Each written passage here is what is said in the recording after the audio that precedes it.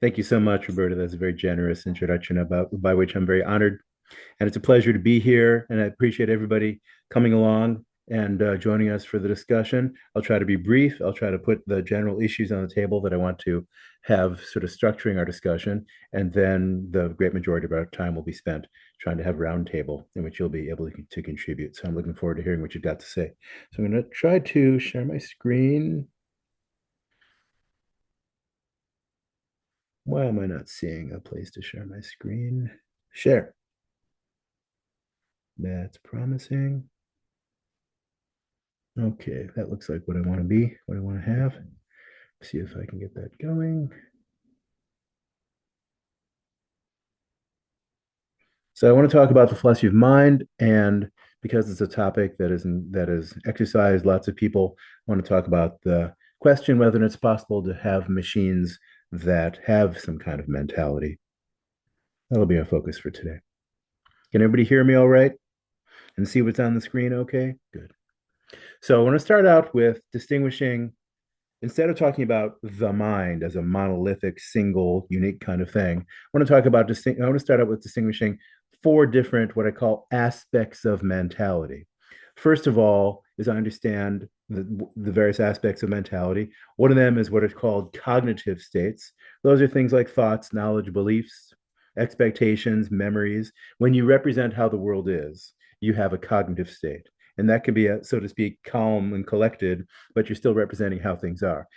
The field known as cognitive science, which some of you might end up studying in college or graduate school, is a little bit of a misnomer because it includes things that are beyond cognitive states, such as what philosophers call conative states, CONATIVE, which involves those states in which that we're in that attempt to, so to speak, change the world. They're not so much representing how things are, but they're directing us towards making various changes in the world. Those include things like plans, desires, goals, intentions, urges. Another type of state is called affective states. Those include emotions and moods. Emotions are things like hope and fear, surprise, anger. Moods are more general. There doesn't have to be a question about what the mood is, about what your mood is about. If you drank too much coffee, you might just feel anxious, even if there's no answer to the question what your anxiety is about. It's just caused by the coffee, but it's not about the coffee. Whereas if you're angry, you're always going to be angry about something or other. So affective states, and the fourth are what sometimes are known as experiential states, sensations, sometimes consciousness. Sometimes people talk about qualia or phenomenal consciousness. And those include things like the taste of a lemon when you bite into a lemon, that bitter taste you experience, or sour, the touch of velvet, the smell of cinnamon, and so forth. Those are experiential states. And the main point I want to make is that those don't necessarily have to all come together in one unbreakable collection. Notice also you could have meta states. For example, you could believe that you have an urge, or be embarrassed that you have a certain belief or something of the sort. So one could be built on top of another. And the four don't have to come as a bundle. For example, you could have a system that has cognitive and conative states, for example, thoughts or beliefs, as well as goals or plans or intentions, without necessarily affective states or even experiential states. It's going to be important for us in a moment to keep in mind these things can be broken apart. Insofar as the human mind is a product of evolution through natural selection, which depends upon how our actual environment is and was, there's no reason to think that mentality has to, in all possible forms, life or otherwise, has to take the shape that it does in our particular species.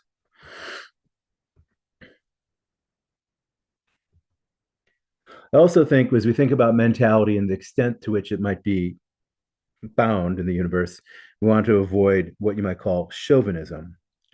So, taking it as consensus, not controversial, that you don't have to have a certain skin color or gender in order to have a mind, in order to be able to count as a thinking thing. And most of us agree that our minds are not restricted to our own species. Even if your dog or a dolphin lacks an appreciation of Shakespeare or Bach, it seems incorrect to deny them any kind of mentality. I take it those of you who have pets think that those pets have aspects of mentality, even if they don't easily map on to the kind of mentality that we know in our own species. But then, if you think about it, if we're going to try to avoid chauvinism, what's the big deal about having neurons? Do you have to have neurons to have mentality? Why is that so crucial? Many philosophers have been tempted by the idea that, well, having neurons in your central nervous system is one way in which mentality can be realized, can be instantiated, as it were, but maybe it's not the only way. And that prompts the question, could one build a thinking machine? As many of you probably know, one of the most famous mathematicians, philosophers, just general thinkers, Alan Turing, middle of the 20th century, early part of the middle of the 20th century, posed this question very forcefully. He was also instrumental in cracking the code used by the Nazis during World War II, laid some crucial foundations for modern computer science, and he conjectured that it's in principle possible that a computer could be made to think.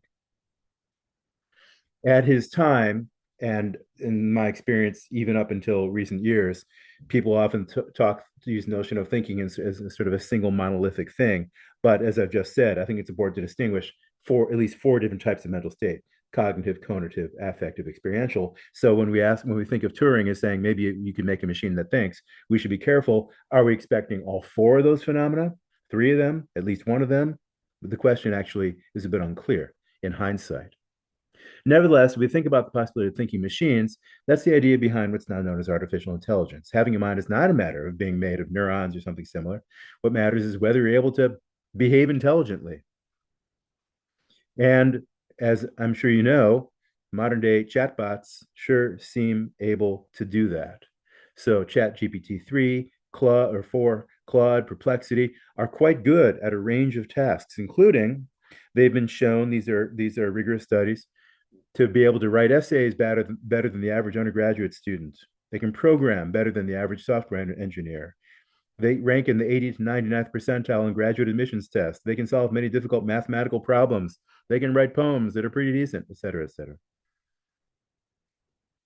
And yet there are plenty of people who are skeptical about the idea of artificial intelligence systems such as are found in chatbots as having anything like genuine intelligence. Some deny that they have consciousness, or sometimes called sentience. That's what we talked about under the experiential aspect of the mind. Some deny that AI systems can emote, can feel fear or love or jealousy or anger. And on this basis, deny that chatbots can empathize. Others say that chatbots don't understand language, but maybe they just parrot the text that they're trained on. Many of you will know that there's a training phase in which chatbots are built, in which they're exposed to billions of lines of text on the internet.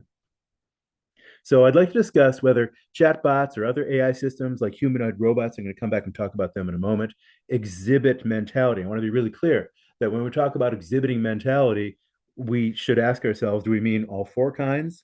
Is that necessary? Maybe we could sort of take the tone down a little bit, lower the temperature, and ask, do they exhibit any kind of mentality? For example, cognitive states or conative states are the two, leaving affective and experiential states out of it. Some questions to bear in mind. Does exhibiting mentality require possessing all four kinds of mental states? It kind of was what I was just saying. Or could you have some of them?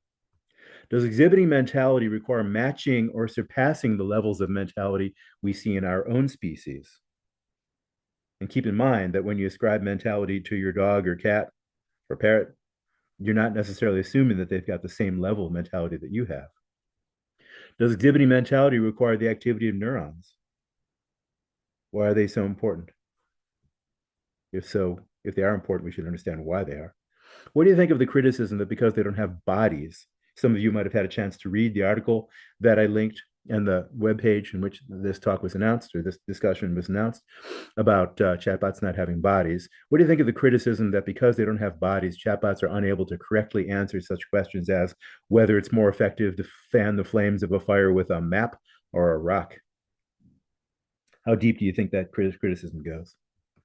And while you're reflecting on these questions, let's bear in mind the likely rise of, I think my prediction is that within the next 5 to 10 years, the current obsession with chatbots might be replaced by a new obsession with humanoid robots.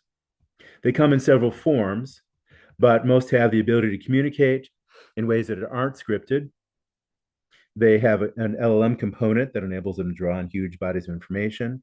They have facial expressions, and they can connect. So it seems they can connect words with things in the world. If you say "hand me an orange," well, it might be able to hand you an orange if it's not out of reach.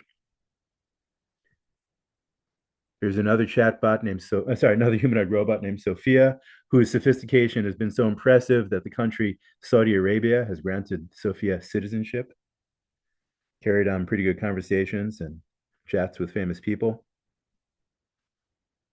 There are now companies that are starting to market humanoid robots that can be parts of the service economy. For example, this one is ready to go behind a desk at a hotel to check in guests, give you your keys, assign you your room, take your payment, et cetera, et cetera.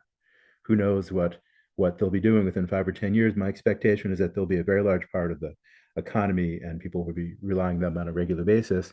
We might well think that in some sense they don't have minds, but we should be able to justify that. And we don't want to go from the premise that, if you accept this premise, humanoid robots don't have consciousness or an experiential dimension of the mind, to therefore they don't have any mentality at all. Likewise, we want to avoid the inference from maybe they don't have genuine emotions to the conclusion that therefore they don't have any kind of mentality at all. If we think that that's a good argument, we need to bolster it, just because all those four things, as I said, the four dimensions of mentality, don't necessarily have to go together. All right, so that's my presentation. Hope it didn't take too long.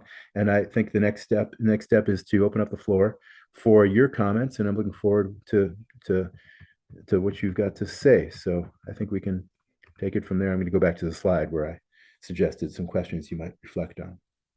Thank you.